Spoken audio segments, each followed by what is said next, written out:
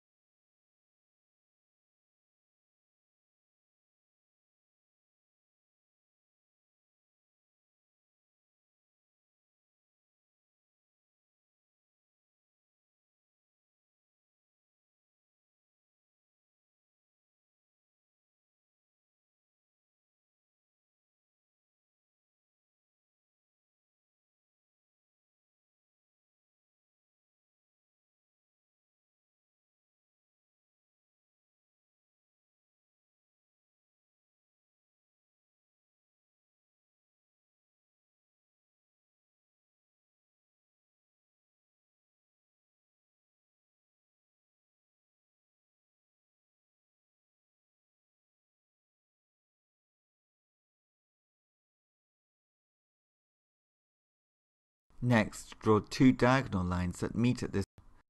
First draw a horizontal line and then draw a dot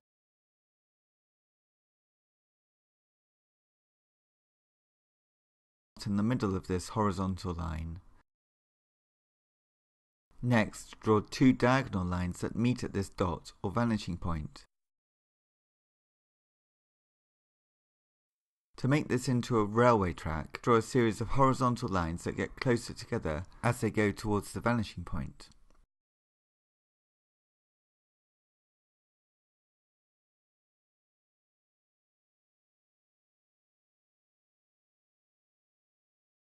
Now,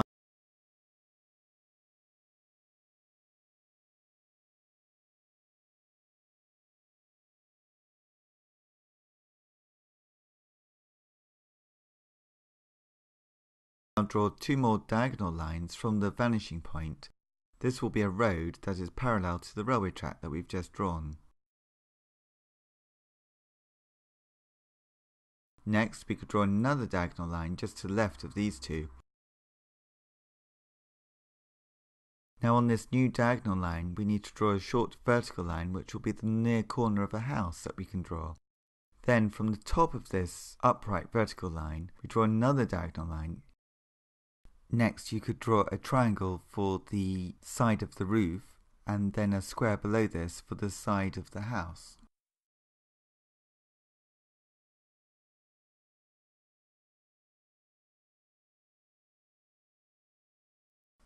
From the top of the triangle of the roof, we could draw another diagonal that goes towards the vanishing point, and this will be the top of the roof. And then to cut it short so it doesn't go on forever to the vanishing point, we need to copy the side of the triangle on the right and copy that angle for the back of the house, and then we'll get a roof that will work in 1 point perspective.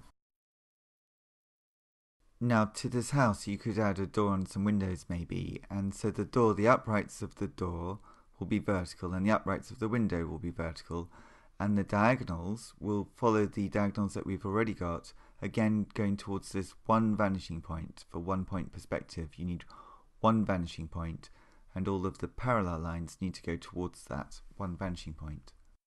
So now we have a horizon with a railway track going to the vanishing point, and then a road on the left also going towards the vanishing point, and a house in 1 point perspective as well, just a simple house. Now on the right hand side we've got some space, so I'll do two more diagonal lines going towards the vanishing point, and then the third one as well, and then on this third diagonal line on the right I'll put some upright verticals, and I might make these into lampposts or maybe trees. I'll make them into trees, and to do that we just need to find the top of one of the trees, the top of one of these vertical lines, and then to draw a line from this top base all the way to the vanishing point. And then just to make it easy for myself, I'll make all the trees the same height, but they're going away into perspective into the distance, so I'll just need one diagonal line to cut them all off at the same height. And so the trees that we draw, they can be just very simple trees like a cypress tree or a poplar tree, and just keep them very, very simple so that they're really repeating the shapes, and therefore you'll get more of a hang of how 1 point perspective works by not overcomplicating things too much. So they're going to get smaller as they go away, because that's what perspective does. They're always going to go away towards the vanishing point, because that's where we're looking as the viewer to the drawing. We're looking towards the vanishing point, and all of the parallel lines which are in the environment that we're drawing are also going towards the vanishing point. So that makes it a very clear image to draw. Now for the railway track, we probably need to put in a bit more detail so that we can actually get the bars of metal going away into the distance, and then the wooden sleepers, or the sleepers of the railway track, being sort of brick-like shapes, wooden planks, which go away into the distance. And as they go away into the distance, they get smaller. And also, if you're using, like I am, a 4B pencil or a soft pencil, you could just press with the pencil slightly less as you go towards the vanishing point, and therefore the lines will be slightly darker in the foreground, and then by the midground and the background the lines will be slightly paler, and that will help gain that sense of perspective as well, as just using 1-point perspective if you change the tone of the lines that you're using as well. It's just quite useful sometimes. So we could also think about maybe adding some tone to this drawing, some light and dark. So maybe if I was to do that, I might put the light source on the right hand side and have some shadows going off towards the left. But maybe before we do that, it's a bit empty on the left hand side around the house, so we could put some other things. So what we could do next, perhaps add a few more trees. Maybe we could put a little bush in here as well. Let's put a fence around this, and the fence, again, the top of the line of the fence and the bottom of the line of the fence will be going towards the vanishing point unless it's horizontal, and then it will just be going straight like the line of the horizon is straight. The horizontal line doesn't need to be a straight line like it's a desert or a diagram.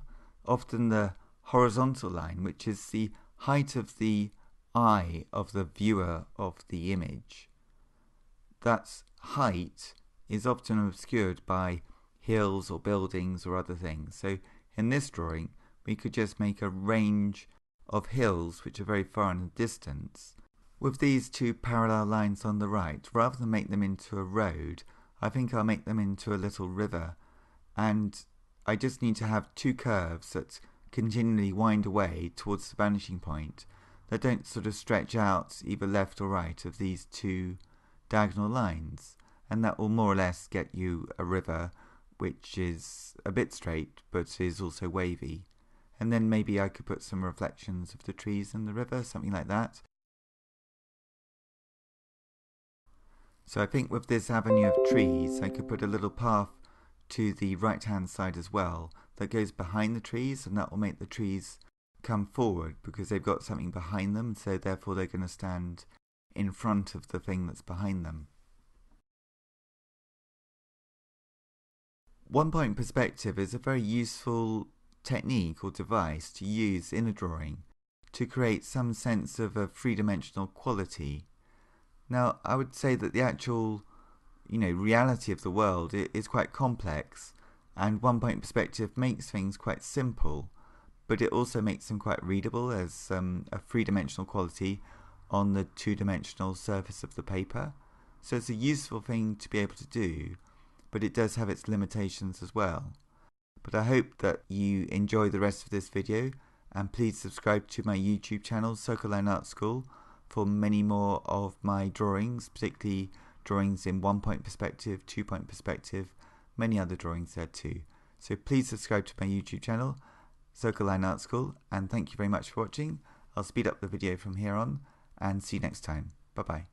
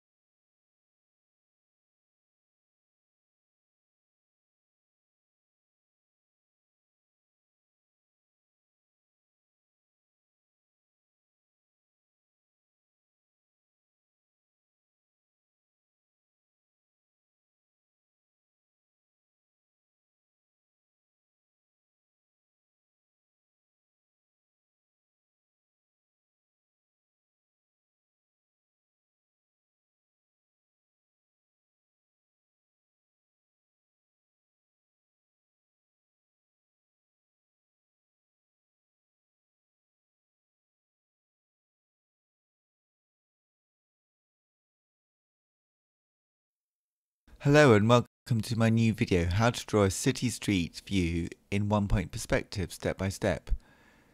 In this video I'm going to show you one way to draw a city in one-point perspective, and to do that we're going to start with a horizon line, which is a horizontal line which will be towards the bottom of the page, and that will be the line which will be between the sky and the land. And on that we draw a dot in the centre, and then from that we draw a angle line going towards the right, and then another angled line, a diagonal line, going towards the left. Now these two lines will be the road which are going towards the dot, which is the vanishing point. Now from this vanishing point in the centre of the horizontal line, we need another line coming up towards the left, which will be the height of some of the buildings on the left hand side of this street. And then we'll need another line going towards the right, which will be the height of most of the tops of the buildings on the right hand side of the street. So we have our basic structure for the street already in place. Now we'll put a vertical line starting on the diagonal going down, and then from that vertical line where it touches the diagonal line we'll draw a right angled line towards the right, and this will be the start of the side of one of the near buildings in our street. And then I do another vertical line, and then we have the side rectangle of the nearest building. If I draw yet another vertical line, again from the diagonal, that will give me the length of the building, and then I can draw a triangle on the nearest side of the building, and that will give me the pitch of the roof. Next, I need to work out the angle here that goes to the vanishing point. I won't draw the line all the way along, just to some extent, and sort of imagine it going to the vanishing point. And then I'll copy the diagonal line of the pitch of the roof for the further line of the pitch of the roof. And therefore I've got my first basic building. Next, I'm going to draw another building, which is going to be behind this first building, with a tiny gap in between the two. So the vertical line is slightly to the left of the far side vertical line of the first building. Then I read it across with a horizontal line, and then I put another pitched roof. For the first few buildings, I don't know why, but they're going to have pitched roofs. Then I'm sort of visualizing the diagonal line going towards the vertical without drawing it all the way along. And then I need to work out here if there's going to be any part of the side of the roof that I'm going to see. So it's going to be a really small, thin sliver of a roof, but I'll put it in anyway. And I can work that out again by reading to the vanishing point. Now on the left hand side I need some buildings here, so I'll put a vertical line quite close to the left hand side, and then I'll put another vertical line, and this will be the facade of the first building that I'll draw on the left hand side. Now this building I'm going to divide into equal stripes, and all of these will be like floors of the building, which will go, if they were continuous lines, to the vanishing point. And then I also use this technique to create the tops of the doors, or maybe the bottoms of the windows, or tops of the windows on the right hand side, just by putting some lines, some diagonal lines, which again will always go towards the vanishing point if they were to continue from where they are. So next I will put a little door in here for the nearest building on the right hand side. And then on the left hand side I'll sort of echo that and put a door structure here, reading across from the vanishing point to find out where the top of the door goes, the angle of the top of the door, and then it's just up to me where the vertical line will go. And then I'm going to extend the vertical line on the left hand side to make this building taller. Indeed, I'll make the building to the left a bit taller, because that will make it seem nearer. And then I'm going to place another building, again not right next to the building with stripes, but a little gap in between it, and then the far wall of it as well. And these vertical lines always need to be vertical like the sides of your paper, the left and right hand sides of your paper. Now this building, I think I'm going to make it a little bit more complicated, so I'll put a little roof in here, like a pitched roof triangle, and then I can read across from the tops of these to the left at sort of 90-degree angles so that they're parallel to the horizontal line that we did earlier on. And then that will create the top of the building. And then imagining this as some sort of church, I might put a window in here. So I'm working out from the other diagonal lines that I've already got and knowing where the vanishing point is. I'm working out the top and the bottom of the window first because I know that the vertical lines are just going to be vertical. I'll put in some small markings within the window just to show that it's an area which has some complexity to it. And then below the window I need some sort of door or entrance way to this building, and I've made it quite large here. I'll probably put an inner doorway or some stairs in here just to break it down into a more reasonable size. Quite often in churches you have a big door and then within the big door there's a smaller door. Anyway, I'm just making up these buildings as sort of interesting shapes. And here I'm going to divide this building up into vertical lines, and I think this will help with the structure of this building.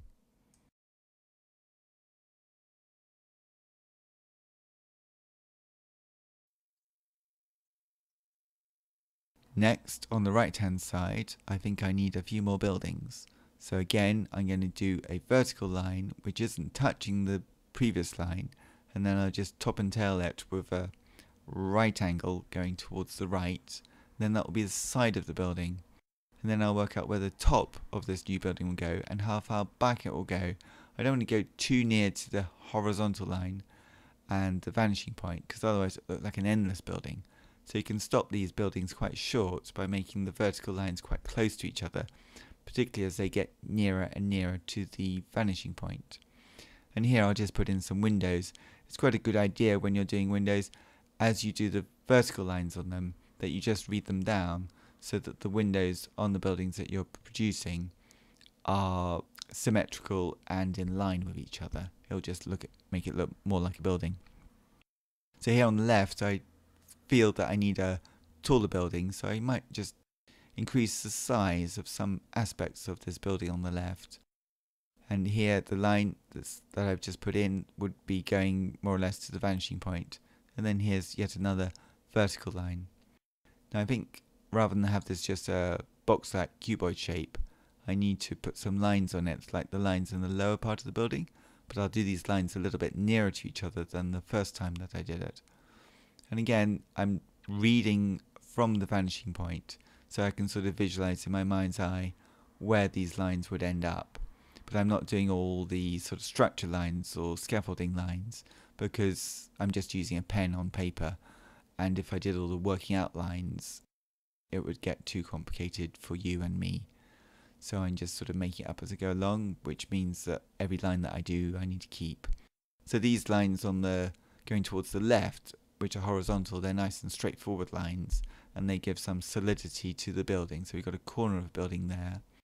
And then beyond the church I'm going to do some smaller buildings, or some of them will be smaller, but some of them will just be smaller because they're further away, but they might actually be bigger buildings than the buildings that are nearer. I think that would be quite fun to do.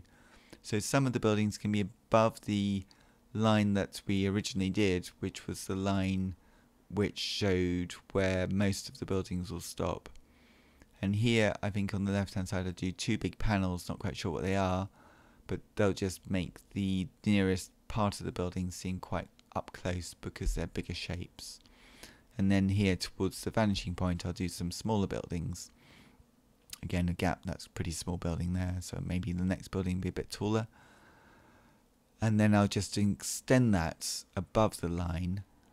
And then it's quite nice, I think, when buildings sort of are tucked behind that in. It's a bit like a serial. A lot of the things from this stage on I'm just repeating. So on the right hand side I put a big box-like shape, thin, and have a little gap in between on one side of the building. I'm not really going to, and then horizontal more buildings in. Well, I hope you like this video and I hope it's useful for your own drawing. Please subscribe to my YouTube channel, Circle Line Art School, for